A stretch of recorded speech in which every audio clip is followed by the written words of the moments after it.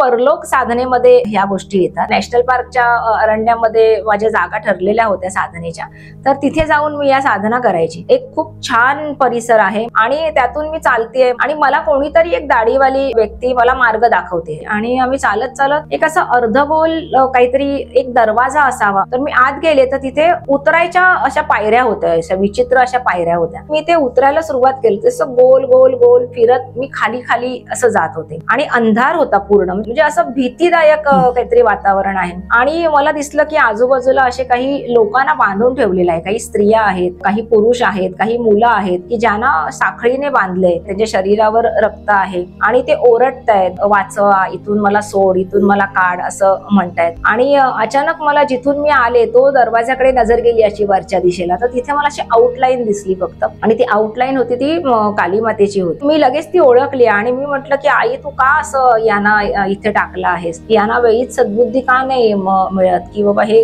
काही चुकीचं करणार नाहीत आणि मग इथे येऊन पडणार नाहीत। तर तेव्हा असा एकदम घुमल्यासारखा गर्जना करण्यासारखा आवाज आला। मला असं सांगितलं गेलं की ते कार्य तुला करायचं आहे।